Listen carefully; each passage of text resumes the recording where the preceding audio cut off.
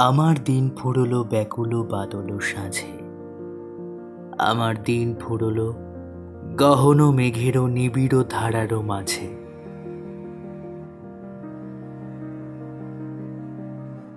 22শে শ্রাবণ। এই দিনটি আপামর বাঙালি তথা বিশ্বের সাহিত্যপ্রেমী মানুষের কাছে এক বিশেষ দিন।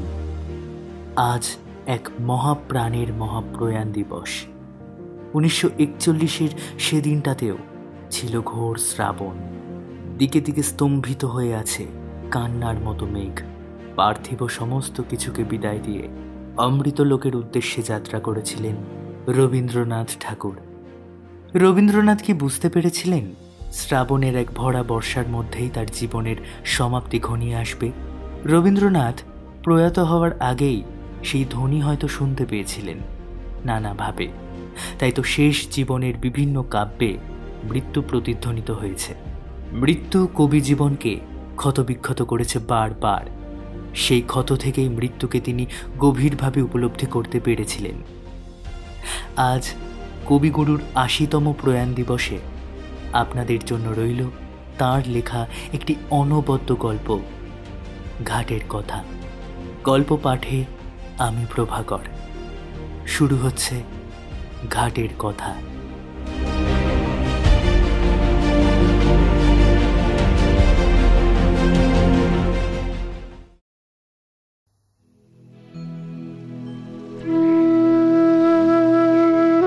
পাষাণে যদি ঘটনা আঁকা যেত, তবে কতদিনকার কত কথা আমার সোপানে সোপানে পাঠ করতে পারতে। পুরনো কথা যদি শুনতে চাও, তবে আমার এই ধাপে বসো। মনোযোগ দিয়ে জলকল্লোলে কান পেতে থাকো।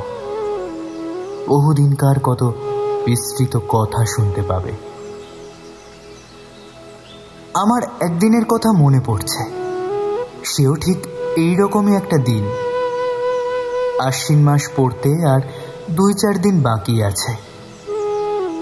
ভোরের বেলায় অতি ঈষৎ মধুর নবীন শীতের বাতাস নিদ্রোত্থিতের দেহে নতুন প্রাণ এনে দিয়েছে।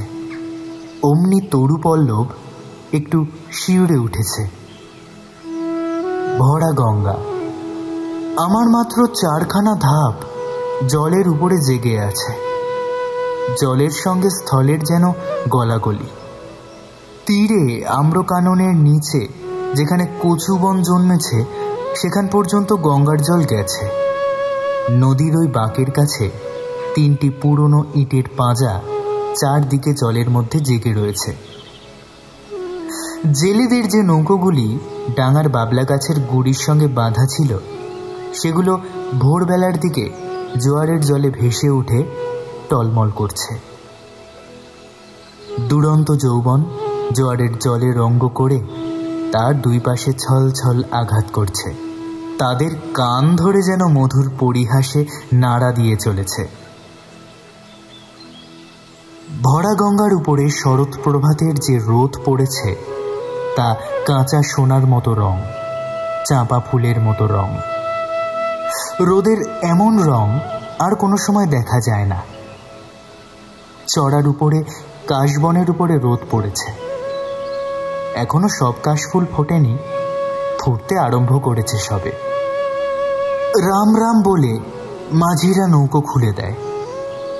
পাখিরা যেমন আলোতে পাখা মেলে আনন্দে নীল আকাশে উঠছে, ছোট ছোট নৌকোগুলি তেমনভাবেই ছোট ছোট পাল ফুলিয়ে সূর্য কিরণে বের হয়েছে।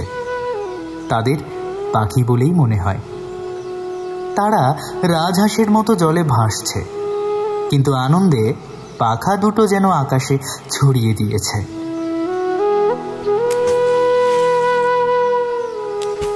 ভট্টাচার্য মশাই ঠিক নিয়ম মতো সময়ে কোষাকুষি নিয়ে স্নান করতে এসেছেন। মেয়েরা 2-1 করে জল নিতে আসছে।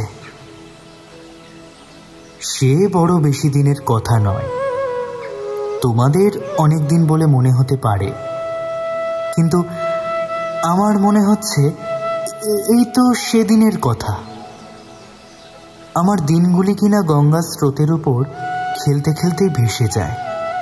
বহুকাল ধরে স্থিরভাবে তাই দেখছি। এই জন্য সময় বড় দীর্ঘ বলে মনে হয় না।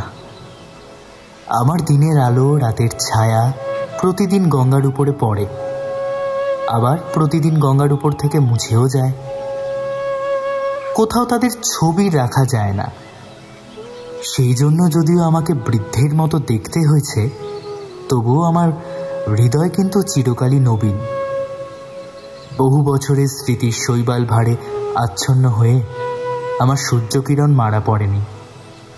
দৈবাত একটা ছিন্ন শৈবাল ভেসে এসে গায়ে লেগে থাকে, আবার স্রোতে ভেসে যায়। তাই বলে যে কিছু নেই এমন বলতে পারি না।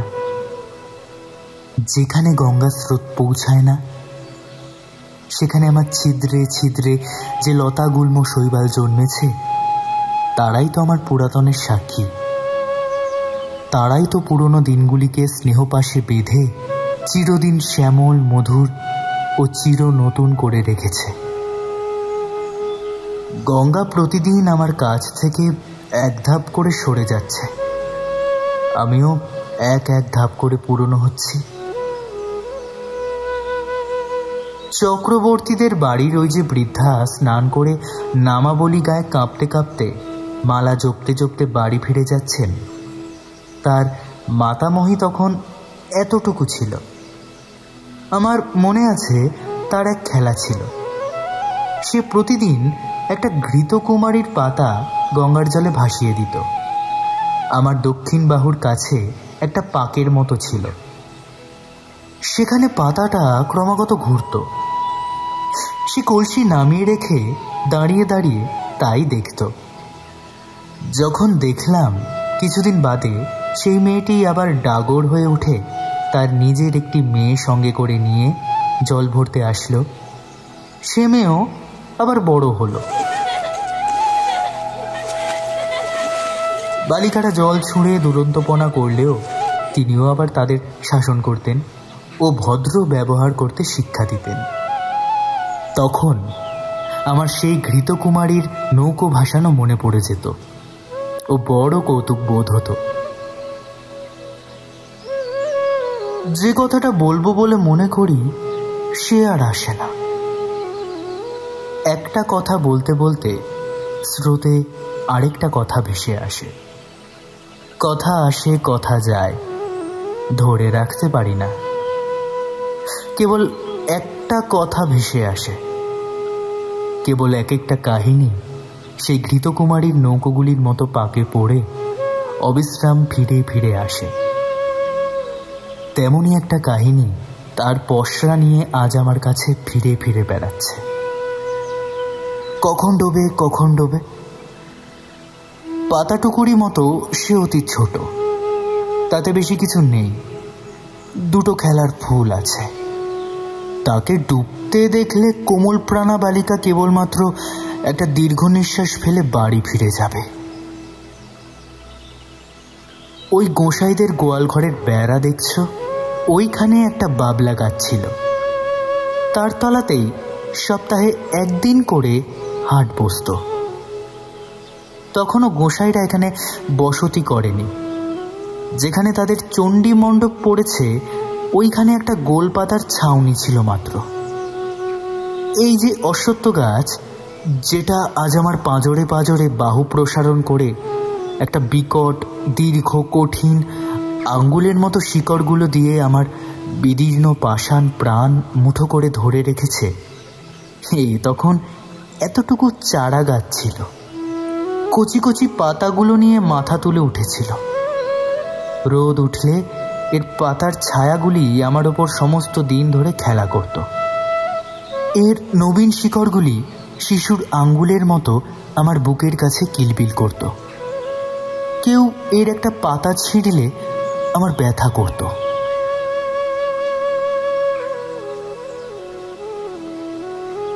যদিও বয়স অনেক হয়েছিল, তবু তখনও আমি সিধা ছিলাম। আজ যেমন মেরুদণ্ড ভেঙে অষ্টবক্রের মতো বেঁকে চুড়ে গিয়েছি, গভীর ত্রিবলী রেখার মতো সহস্র জায়গায় ফাটল ধরেছে। আমার গর্তের মধ্যে বিশ্বের ভেগ তাদের শীতকালে সুদীর্ঘ নিদ্রার আয়োজন করছে। তখন আমার সে দশা ছিল না। কেবল আমার বাম বাহুর বাইরের দিকে দুখানি ইটের অভাব ছিল। সেই গর্তটির মধ্যে একটি ফিঙে বাসা করেছিল।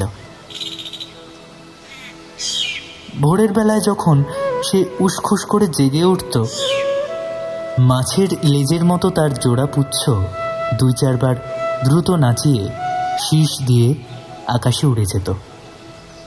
তখন জানতাম কুসুমের ঘাটে আসার সময় হয়েছে। যে মেয়েটির কথা বলছি, ঘাটের অন্যান্য মেয়েরা তাকে কুসুম বলে ডাকত। বোধ করি কুসুমই তার নাম হবে। জলের উপরে যখন কুসুমের ছোট ছায়াটি পড়ত, তখন আমার বড় স্বাদ হতো সে ছায়াটি যদি ধরে রাখতে পারতাম, সে ছায়াটি যদি আমার পাষাণে বেঁধে রাখতে পারতাম। এমনই তার একটি মাধুরী ছিল। সে যখন আমার পাষাণের ওপর পা ফেলত ও তার 4 গাছি মল বাজতে থাকত, তখন আমার শৈবাল গুল্মগুলি যেন পুলকিত হয়ে উঠত। কুসুম যে খুব বেশি খেলা করত বা গল্প করত বা হাসি তামাশা করত তা নয়। তথাপি আশ্চর্য হই, তার যত সঙ্গিনী এমন কিন্তু আর কারো নয়। যত দুরন্ত মেয়েদের তাকে না হলে চলতো না। কেউ তাকে বলতো কুশি, কেউ তাকে বলতো খুশি, কেউ তাকে বলতো রাক্ষুসী। তার মা তাকে বলতো কুসুমি। যখন তখন দেখতাম কুসুম জলের ধারে বসে আছে। জলের সঙ্গে তার হৃদয়ের বিশেষ কি যেন একটা মিল ছিল। সে জল ভারী ভালোবাসত।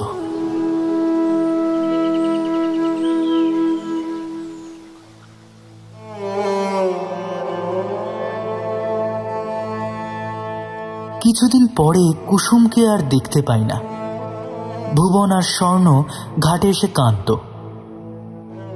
শুনলাম তাদের কুশি খুশি রাক্ষুসীকে শ্বশুর বাড়ি নিয়ে গিয়েছে। শুনলাম যেখানে তাকে নিয়ে গেছে সেখানে নাকি গঙ্গা নেই। সেখানে আবার কারা সব নতুন লোক, নতুন ঘরবাড়ি, নতুন পথঘাট। জলের পদ্মটিকে কে যেন ডাঙায় রোপণ করতে নিয়ে গেল।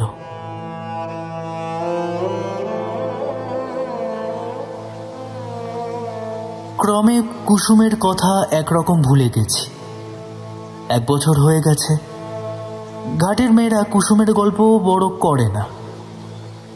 একদিন সন্ধ্যার সময় বহুকালের পরিচিত পায়ের স্পর্শে সহসা যেন চমক লাগলো। মনে হলো যেন কুসুমের পা, কিন্তু সে পায়ে তো আর মল বাজছে না, সে পায়ের কোনো সঙ্গীত নেই। কুসুমের পায়ের স্পর্শ ও মলের শব্দ চিরকাল একসাথে অনুভব করে আসছি। আজ হঠাৎ সেই মলের শব্দ শুনতে না পেয়ে সন্ধ্যাবেলাকার জলের কল্লোল কেমন বিষণ্ণ শোনাতে লাগলো। আমবনের মধ্যে পাতা ঝরঝর করে বাতাস কেমন হা হা করে উঠল।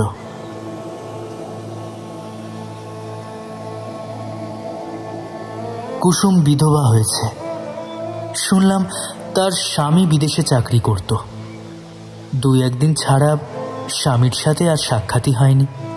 পত্রযোগে বৈধব্যের সংবাদ পেয়ে 8 বছর বয়সে মাথার সিঁদুর মুছে গায়ের গয়না ফেলে আবার তার দেশে সেই গঙ্গার ধারে ফিরে আসতে হয়েছে।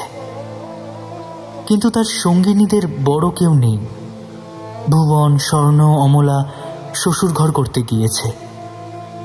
কেবল শরৎ আছে, কিন্তু শুনছি অগ্রহায়ণ মাসে তারও বিয়ে হয়ে যাবে।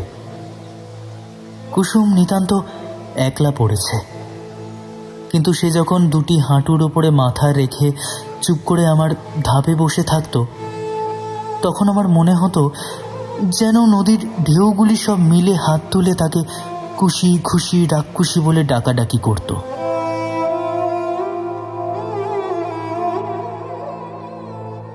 বর্ষার আরম্ভে গঙ্গা যেমন প্রতিদিন দেখতে দেখতে ভরে ওঠে, কুসুম তেমনভাবে দেখতে দেখতে প্রতিদিন সৌন্দর্যে যৌবনে ভরে উঠতে লাগলো। কিন্তু তার মলিন বসন, করুণ মুখ, শান্ত স্বভাব তার যৌবনের ওপর এমন একটি ছায়াময় আবরণ রচনা করে দিয়েছিল যে সে যৌবন, সে বিকশিত রূপ সাধারণের চোখে পড়ত না। কুসুম যে বড় হয়েছে এ যেন কেউ দেখতে পেত না। আমি তো পেতাম না। আমি কুসুমকে সেই বালিকাটির চেয়ে বড় কখনো দেখিনি।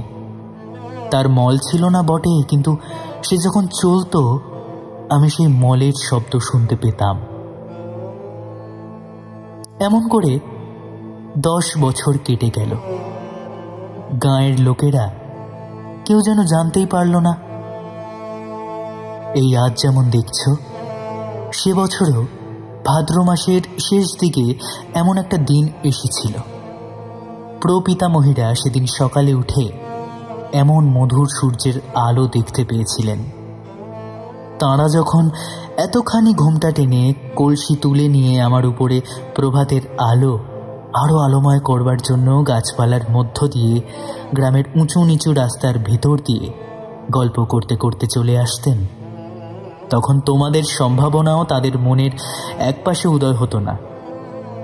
তোমরা যেমন ঠিক মনে করতে পারো না তোমাদের দিদিমারা সত্যি সত্যি একদিন খেলা করে বেরিয়েছেন। আজকের দিন যেমন সত্য, যেমন জীবন্ত, সেদিনও ঠিক তেমনভাবে সত্য ছিল। তোমাদের মতো তরুণ হৃদয় নিয়ে সুখে দুঃখে তাঁরা তোমাদের মতনই টলমল করে দুলেছেন। তেমনভাবেই আজকের এই শরতের দিন। তাঁরা আজ নেই, তাঁদের সুখ দুঃখের স্মৃতিলেশ মাত্রও নেই। আজকের এই শরতের সূর্য আলোকোজ্জ্বল আনন্দ ছবি তাঁদের কল্পনায় তদপেক্ষাও অগোচর ছিল।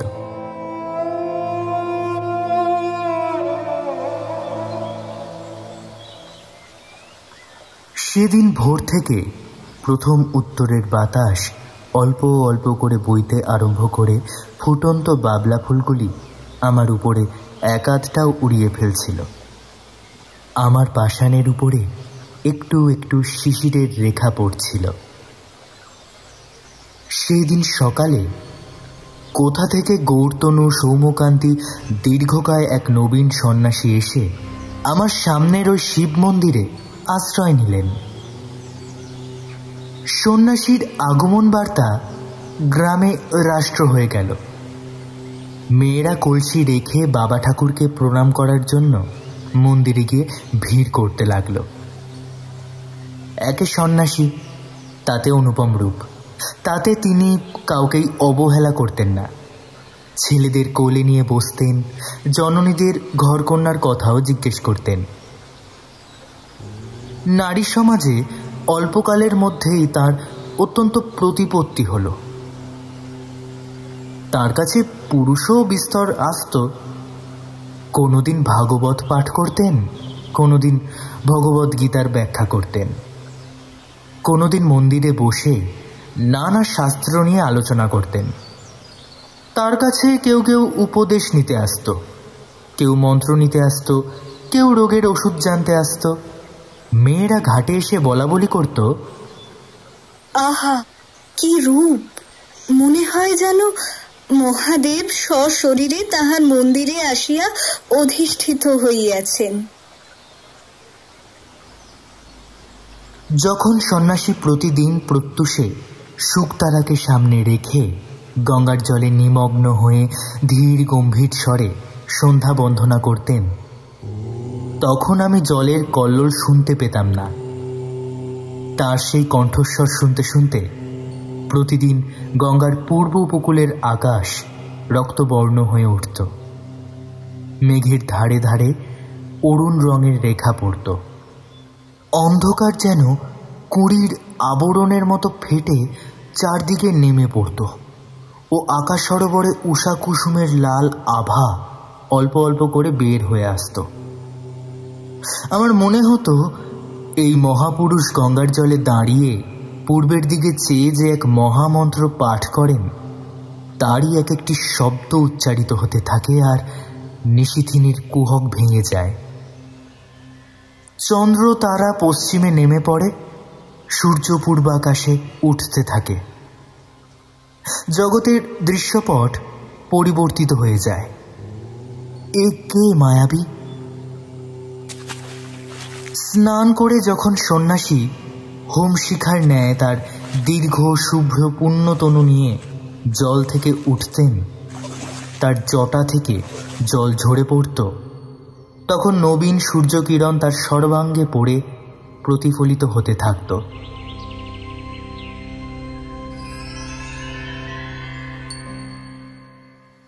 এমন করে আরো কয়েক মাস কেটে গেল।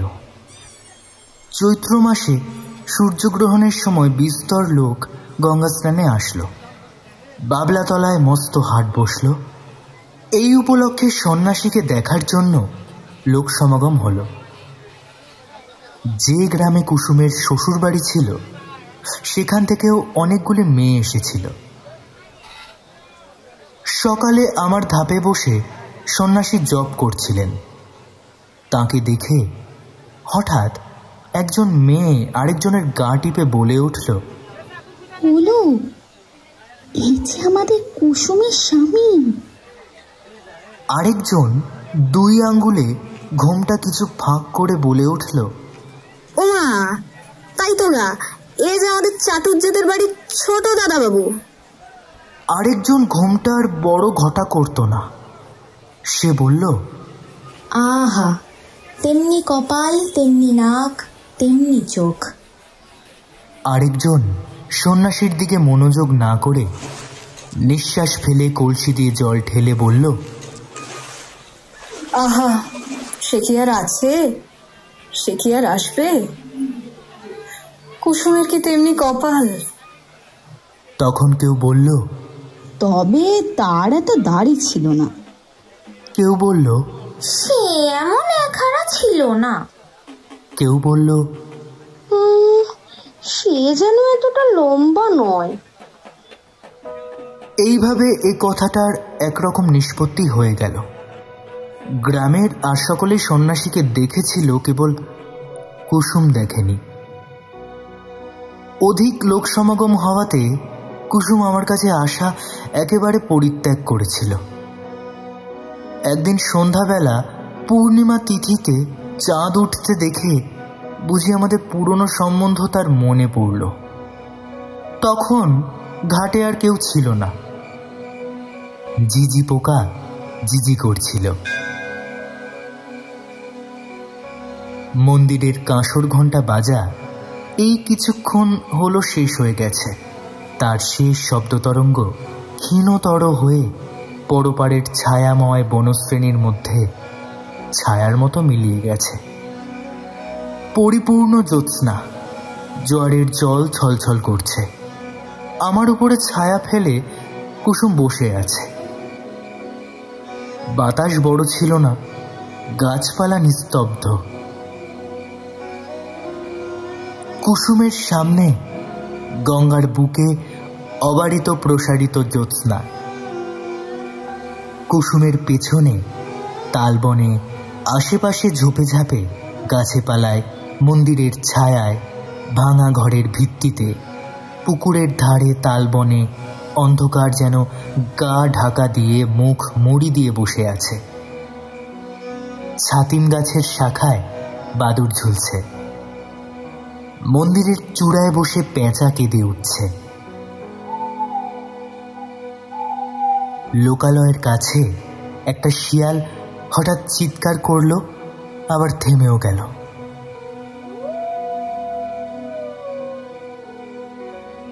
সন্ন্যাসী ধীরে ধীরে মন্দিরের ভিতর থেকে বের হয়ে আসলেন। ঘাটে এসে 2-1 সোপান নেমে একাকিনী রমণীকে দেখে ফিরে যাবেন কিনা মনে করছেন, এমন সময় সহসা কুসুম মুখ তুলে পেছনে চেয়ে দেখল, তার মাথার উপর থেকে কাপড় পড়ে গেল।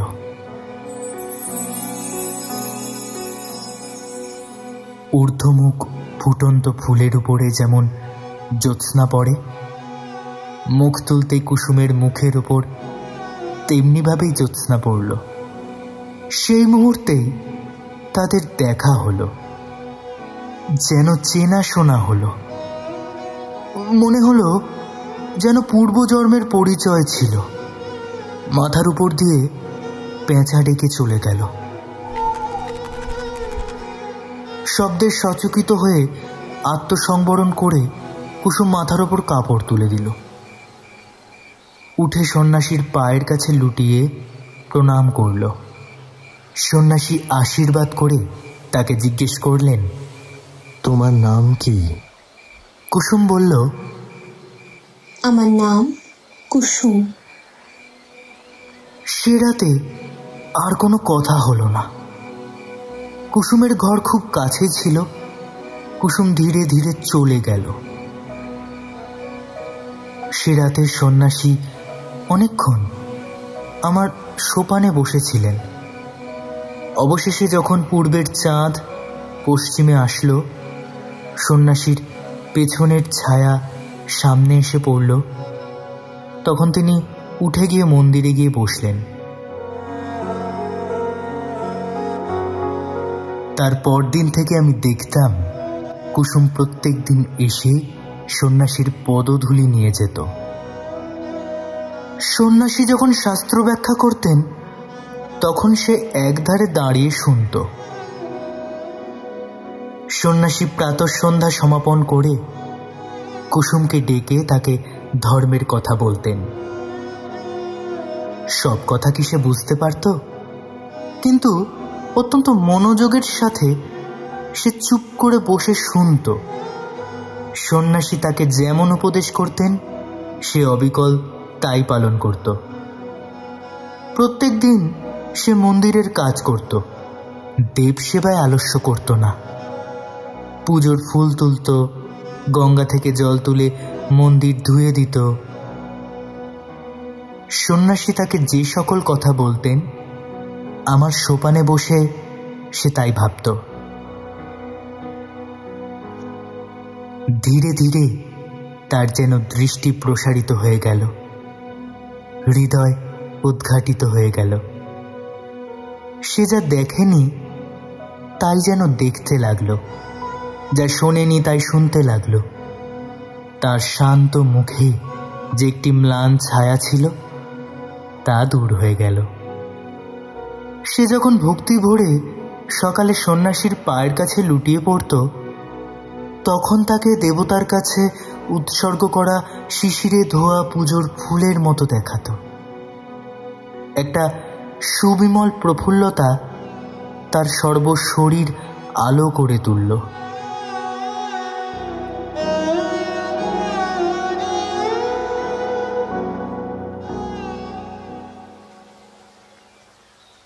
শীতকালের এই অবসান সময়ে শীতের বাতাস বয়।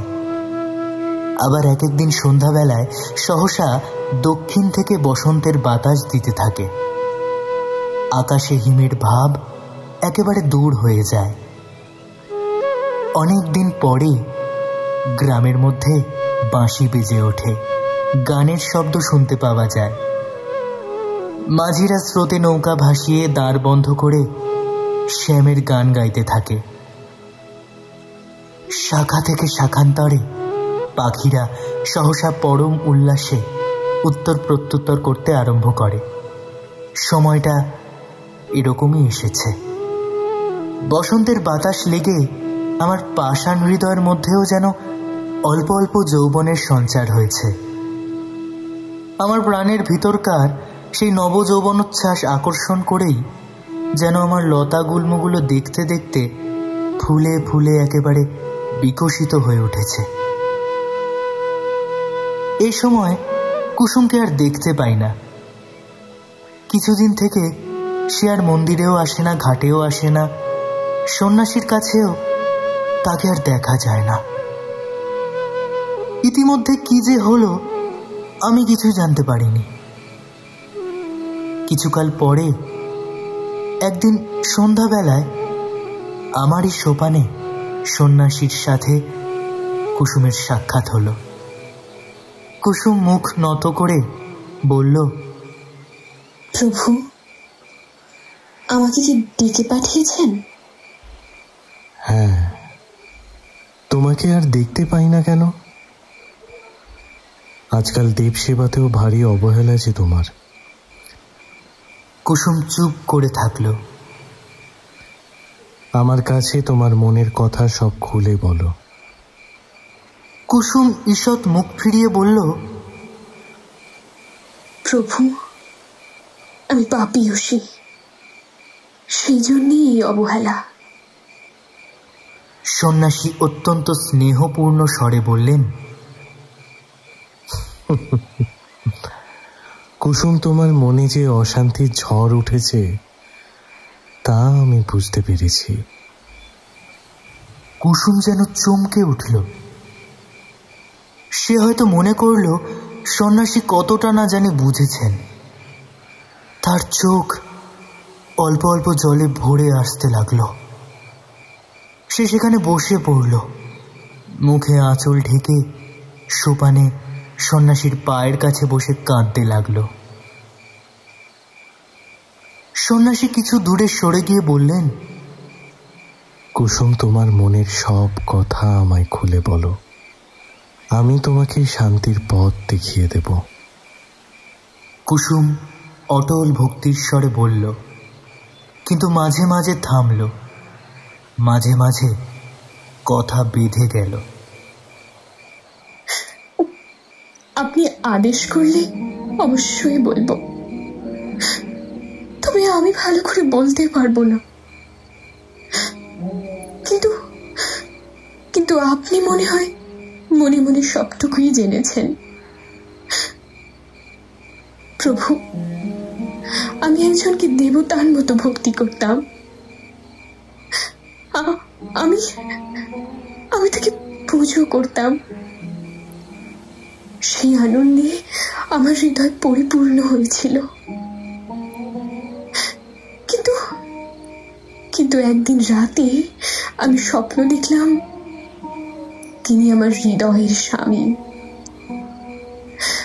কোথায় যেন তিনি একটি বকুল বনে বসে তার বাঁ হাতে আমার ডান হাতটি নিয়ে প্রেমের কথা বলছেন।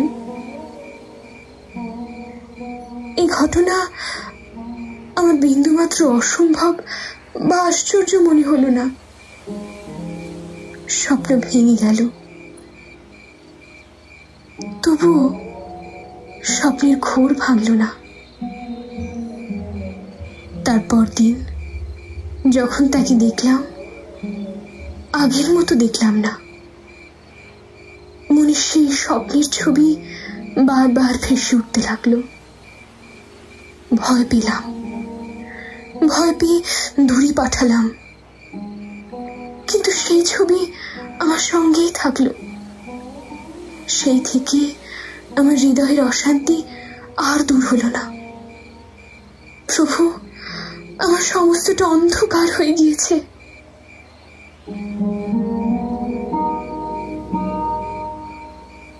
যখন কুসুম চোখের জল মুছতে মুছতে এই কথাগুলি বলছিল, তখন আমি অনুভব করছিলাম সন্ন্যাসী সবলে তার ডান পা দিয়ে আমার পাষাণ চেপেছিলেন। কুসুমের কথা শেষ হলে সন্ন্যাসী বললেন, যাকে স্বপ্নে দেখিয়েছ সে কে তা তোমায় বলতে হবে কুসুম। কুসুম জোর হাত করে বলল, না প্রভু, তা বলতে পারবো না। সন্ন্যাসী বললেন, তোমার মঙ্গলের জন্যই জিজ্ঞেস করছি কুসুম। সে কে কুসুম? স্পষ্ট করে বলো। কুসুম সবলে নিজের কোমল হাত দুটি নিয়ে হাত জোর করে বলল, নিতান্তই সে কি বলতেই হবে প্রভু? সন্ন্যাসী বললেন, হ্যাঁ, বলতেই হবে তোমায়। কুসুম তৎক্ষণাৎ বলে উঠল, প্রভু, সে তুমি। যে মুহূর্তে তার নিজের কথা নিজের কানে গিয়ে পৌঁছল, অমনি সে মুহূর্তে সে মূর্ছিত হয়ে আমার কঠিন কোলে পড়ে গেল। সন্ন্যাসী পাথরের মূর্তির মতো দাঁড়িয়ে থাকলেন।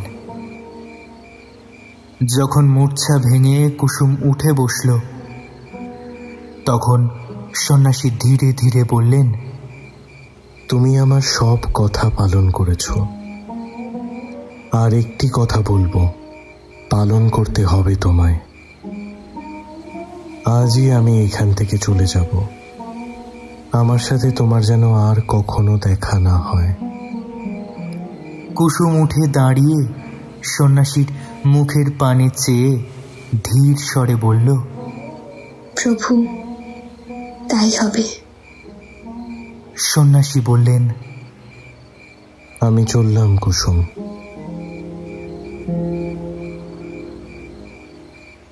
কুসুম আর কিছু না বলে তাকে প্রণাম করল, তার পায়ের ধুলো মাথায় তুলে নিল।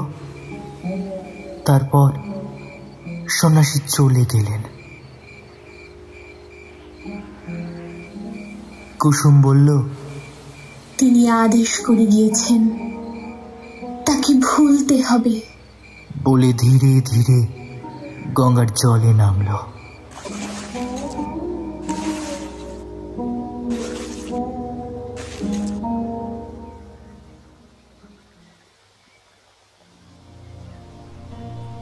এতটুকু বয়স থেকে সেই জলের ধারে কাটিয়েছে।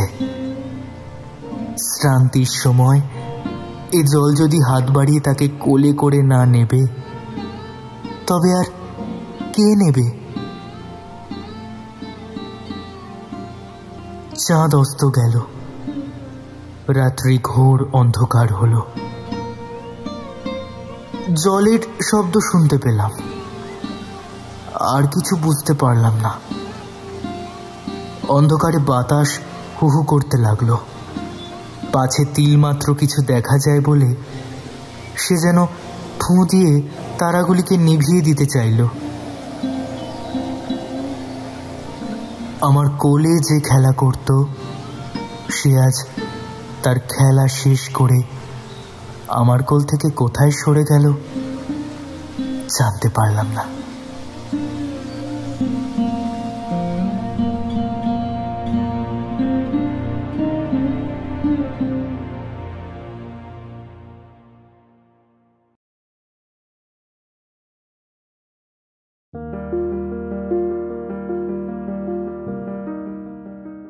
শুনছিলেন ঘাটের কথা, রচনা রবীন্দ্রনাথ ঠাকুর। জানি হয়তো গল্পটি শুনে ভারী হয়ে উঠেছে আপনার হৃদয়, উপলব্ধি এনে দিয়েছে চোখের কোণে একটু জলের রেখা। রবীন্দ্রনাথ তো এমনই, শেষে রেখে দিয়ে যান অসমাপ্তি, বিরহ। শেষ হয়েও হইল না শেষ। গল্পের সূত্রধার ও গল্প পাঠে আমি প্রভাকর। কুসুমের ভূমিকায় সুমনা ভট্টাচার্য, সন্ন্যাসীর ভূমিকায় শুভদীপ নাথ, অন্যান্য বিভিন্ন মহিলা কণ্ঠে তৃষা, অর্পিতা, দেবাদ্রিতা ও অনুশ্রী। আবহ সঙ্গীত ও পোস্টার ডিজাইন শাওন। সমগ্র পরিকল্পনা ও পরিচালনা আমি প্রভাকর, সহকারী পরিচালনায় শাওন। গল্পটি কেমন লাগলো জানাতে ভুলবেন না আমাদের ইউটিউব কমেন্ট বক্সে। আমাদের পরিবেশনা যদি ভালো লেগে থাকে তবে অবশ্যই সাবস্ক্রাইব করে দেবেন চ্যানেলটি। আগামী পর্বে স্বাধীনতা দিবস উপলক্ষে একটি ভিন্ন স্বাদের বিশেষ গল্প আপনাদের উপহার দেব আমরা। ততদিন ভালো থাকবেন, সুস্থ থাকবেন।